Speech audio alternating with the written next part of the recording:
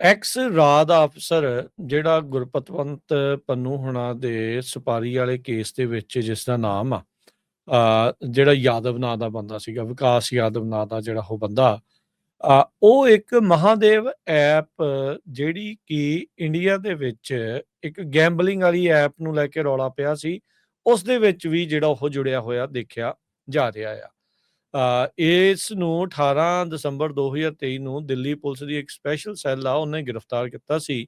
ਜਦ ਇਹਦੇ ਉਲਟ ਇੱਕ ਰੈਜ਼ੀਡੈਂਟ ਦੇ ਦੁਆਰਾ FIR ਦਰਜ ਕਰਾਈ ਗਈ ਸੀ ਵੀ ਇਹਨੇ ਐਕਸਟੋਰਸ਼ਨ ਤੇ ਕਿਡਨੈਪਿੰਗ ਕੀਤੀ ਆ ਬਿਸ਼ਨੋਈ ਦੇ ਨਾਲ, ਜਿਹੜਾ ਉਹ ਮਿਲ ਕੇ ਉਹ ਗੈਂਗਸਟਰ ਦੇ ਨਾਲ ਜੁੜਿਆ। ਹੁਣ ਤੁਸੀਂ ਦੇਖੋ ਵੀ ਕਿਸ ਤਰੀਕੇ ਦੇ ਨਾਲ ਇਹ ਸਾਰੀਆਂ ਤਾਰਾਂ ਆਪਸ ਦੇ ਵਿੱਚ ਜੁੜੀਆਂ ਹੋਈਆਂ ਆ। ਨਿਖਿਲ ਗੁਪਤਾ ਜਿਹਨੇ ਕਿ ਆਪਣੇ ਦੋਸ਼ਾਂ ਨੂੰ ਕਬੂਲਿਆ, ਜੋ ਕਿ ਅਮਰੀਕਾ ਦੀ ਜੇਲ੍ਹ ਦੇ ਵਿੱਚ ਆ, ਜਿਹੜਾ ਕਿ ਇਹਨੂੰ ਵਿਕਾਸ ਯਾਦਵ ਨੂੰ ਹਰਜੋਤ ਸਿੰਘ ਜੀ ਜਵਾਬਦੇਹੀ ਕਰਦਾ ਸੀਗਾ। ਇਹ ਰॉ ਦਾ ਜਿਹੜਾ ਇਹ ਏਜੰਟ ਸੀ, ਰਿਸਰਚ ਤੇ ਐਨਾਲਿਸਿਸ ਵਿੰਗ ਜਿਹੜਾ ਇੰਡੀਆ ਦੀ ਸਪਾਈ ਏਜੰਸੀ ਆਖੀ ਜਾਂਦੀ ਆ, ਉਸ ਦਾ ਇਹ ਲਾਰੈਂਸ ਬਿਸ਼ਨੋਈ ਦੇ ਨਾਲ ਜੁੜਿਆ। ਲਾਰੈਂਸ ਬਿਸ਼ਨੋਈ ਦੇ ਬੰਦੇ ਹੀ ਆ ਭਾਈ ਨਿੱਜਰ ਨੂੰ ਜਿਹੜਾ ਉਹ ਅਸੈਸੀਨੇਟ ਕਰਨ ਵਾਲੇ, ਉਹੀ ਉਹ ਲੋਕ ਨੇ ਜਿਨ੍ਹਾਂ ਨੇ ਦੁਨੀਆ ਭਰ ਦੇ ਵਿੱਚ ਐਕਸਟੋਰਸ਼ਨ ਕਿਡਨੈਪਿੰਗ ਦਾ ਜਿਹੜਾ ਧੰਦਾ ਆ ਉਹ ਚਲਾ ਰੱਖਿਆ ਹੋਇਆ ਆ। ਸੋ ਇਹ ਸਾਰੀਆਂ ਚੀਜ਼ਾਂ ਆ।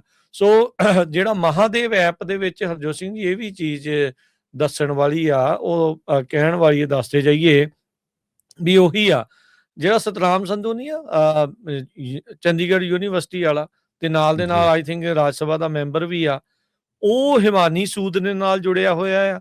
ਉਹੀ ਜਿਹੜੇ ਆ ਇਹ ਮਹਾਦੇਵ ਐਪ ਦੇ ਨਾਲ ਆ। ਇਹ ਗੈਂਬਲਿੰਗ ਦੀ ਪ੍ਰੋਬਲਮ ਵਾਲਾ ਮਸਲਾ ਵੀ ਜਿਹੜਾ ਇੰਡੀਆ ਦੇ ਵਿੱਚ ਉੱਥੋਂ ਦੇ ਵੱਡੇ ਬੰਦੇ, ਅਮੀਰ ਜਾਦੇ ਤੇ ਜਿਹੜੇ ਪੋਲੀਟੀਸ਼ੀਅਨਸ ਆ ਉਹਦੇ ਵਿੱਚ ਜੁੜਿਆ ਸੀ। ਤੇ ਇਹ ਜਿਹੜਾ ਬੰਦਾ ਵਿਕਾਸ ਯਾਦਵ ਆ ਇਹ ਵੀ ਉੱਥੇ ਨਾਲ ਉਸ ਦੇ ਵਿੱਚ ਜੁੜਿਆ ਹੋਇਆ ਆ। ਸੋ ਇਹ ਜਿਹੜੀ ਸਿਚੁਏਸ਼ਨ ਆ ਉਹ ਸਾਹਮਣੇ ਜਿਹੜੀ ਉਹ ਆਈ ਹੈਗੀ ਆ। ਸੋ ਦਿੱਲੀ ਪੁਲਿਸ ਦੇ ਇਹਨਾਂ ਦੀ ਆਪਣੀ ਪੁਲਿਸ ਦੇ ਰਿਕਾਰਡ ਜਿਹੜੇ ਉਹ ਦੱਸਦੇ ਆ ਵੀ ਜਿਹੜੀ Mahadev online book batting racket, ਜਿਹੜਾ ਇਹ ਸੱਟੇ ਵਾਲਾ ਰੈਕਟ ਸੀਗਾ, ਉਹ ਜਿਹੜਾ ਦੁਬਈ ਤੋਂ ਚੱਲਦਾ ਸੀ, ਇਹ ਉਹਦਾ ਕਥਿਤ ਤੌਰ ਦੇ ਉੱਤੇ ਮੈਂਬਰ ਹੈਗਾ ਆ।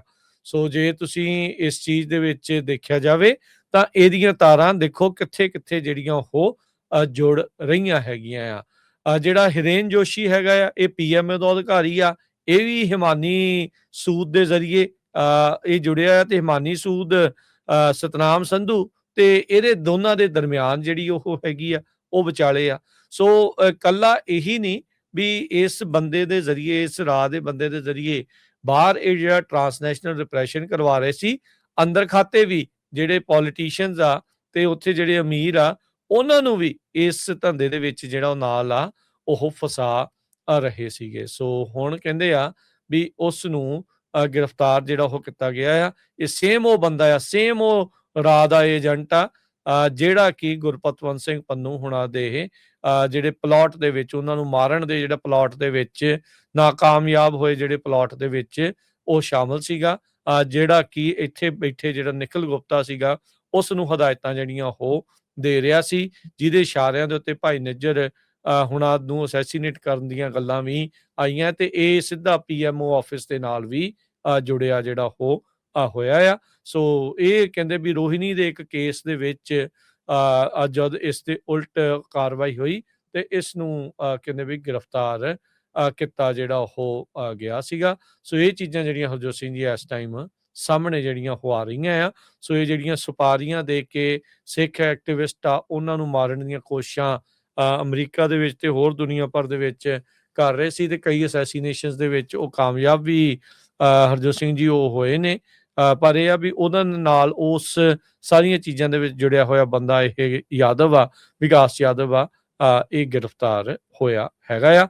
6000 ਕਰੋੜ ਦੀ ਮਨੀ ਲਾਂਡਰਿੰਗ ਦੀ ਜਿਹੜੀ ਸਕੀਮ ਆ ਇਹ ਮਹਾਦੇਵ ਬੈਟਿੰਗ ਐਪ ਦੇ ਜ਼ਰੀਏ ਜਿਹੜੀ ਉਹ ਹੋ ਰਹੀ ਆ, ਤੇ ਉਸ ਦੇ ਕਰਕੇ ਬਹੁਤ ਜ਼ਿਆਦਾ ਆਲਰੇਡੀ ਜਿਹੜਾ ਉੱਥੇ ਰੌਲਾ ਰੱਪਾ ਪੋਲੀਟੀਕਲੀ ਪਿਆ ਆ, ਉਹ ਭਾਰਤ ਵਾਲਿਆਂ ਨੇ ਗੱਲ ਨੂੰ ਉੱਥੇ ਦੱਬ ਤਾਂ ਜਿਹੜਾ ਉਹ ਲਿਆ ਹੈਗਾ ਆ, ਪਰ ਇਹ ਆ ਵੀ ਮਸਲਾ ਜਿਹੜਾ ਅਜੇ ਤੱਕ ਉਹਦਾ ਜਿਉਂ ਦਾ ਤਿਉਂ ਹੀ ਉੱਥੇ ਖੜਾ ਹੈ।